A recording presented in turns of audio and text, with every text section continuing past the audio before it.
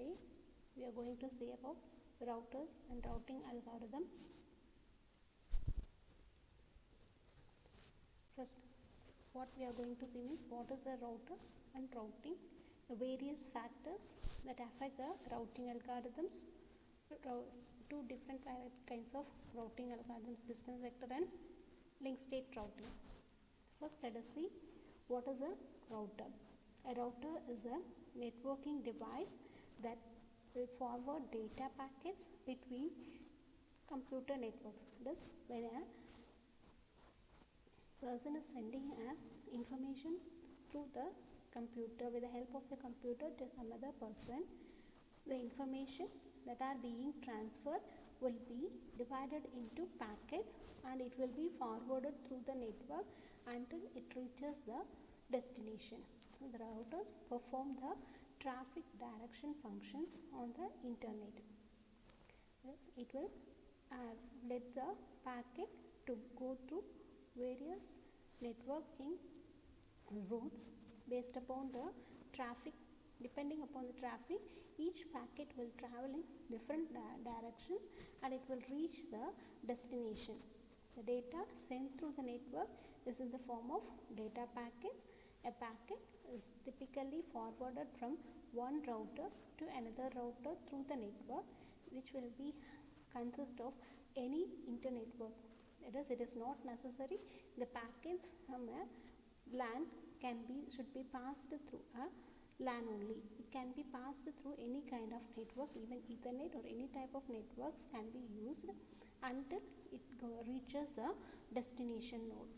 A router is a device that connects two or more computer networks together, which will allow two or more disparate computer networks to send data to each other. For example, if you see the image given here, a network A is a token ring network and network B is an Ethernet network. The information is passed from network A to network B and from B to A, vice versa. The packets that are generated by network A will be in different formats since it is a token ring system, and the packets that are generated by network B, which is in an Ethernet, is in different form. So router is used to connect two different types of network. That is, disparate computer networks can be connected together in sending the data using the router. For example, router connects two networks. A is a token ring and B is an Ethernet at a point X and Y respectively. When this kind of routers is used to connect to, we need two interfaces. One is two network interface card which enable sending the data between the two networks. One is to interact with network A at point X and another one is to interact with network B at point Y. So routers can connect more than two networks. In the internet, there are number of networks wanting to communicate with each other. We cannot say that there is only this amount of system or this amount of network can be connected through the internet. There are n number of networks that are used to communicate with each other in the internet. So there would be as many as routers as well.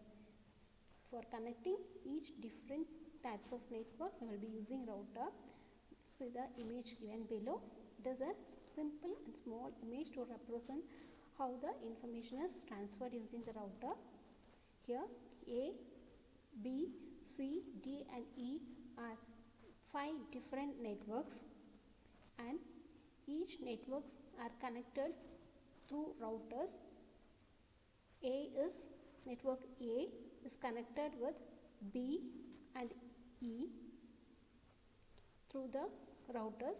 Likewise, different networks are connected using the routers. It is not necessary that a network can be connected to only one network or one router. Any number of routers can be used to connect a particular network to another network. So, when a computer wants to pass an information, computer A want to pass information through E will be connected together by number of routers. Networks can be of different sizes and topologies. It is not necessary that there should be a fixed size of computers that should be connected in the network, and it can also use any kind of topologies. How many routers helps the network to interact with each other. For example, if A wants to send data to D, datagram can travel. See the image here. If A wants to send the packet to D, the information can be passed from A to E to R. A will send the information to router R to E, and E will again forward it to D. The another route is A can send it to B, C and D. Likewise, it can take any different path to reach the destination. So, to decide which route each datagram or packet should take to reach the destination is called as routing algorithms. So, the decision of routing datagram from source to destination must be taken with the help of software, which we call it as routing algorithms. Routing algorithms will take these decisions to determine the routing decision based on how the packets will be forwarded from the source to destination through the next hop. That is the network that is nearest to the current network will be said as hop. In order to transfer the packets from the source to the destination, routing algorithms determine the best route through which packets can be transmitted. The process which is used to establish the routes for the data packets to reach the destination. There are three main factors that affects the decision of routing algorithm.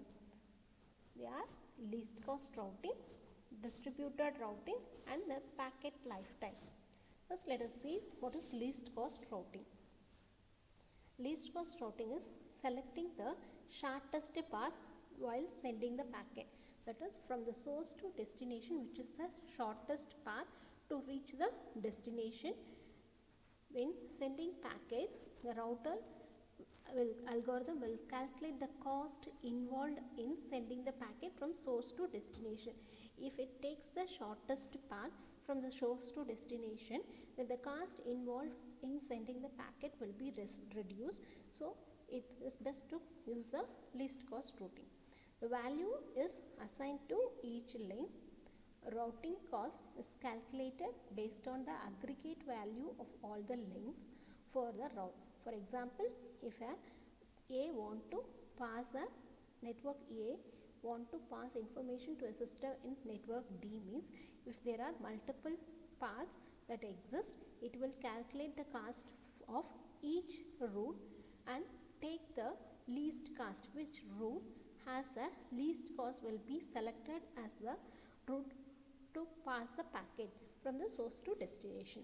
So, the routing cost depends on the number of routers encountered.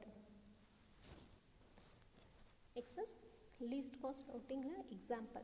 A packet travels in a route which has 4 routers, and other packet travels in a route which has 3 routers.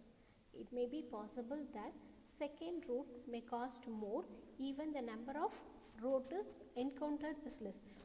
In the first route there are 4 routers, but in the second route there is only 3 routers, but there is a possibility that even with the 3 routers it will cost more.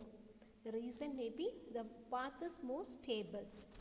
So, the routing cost depends on many factors and the number of routes encountered.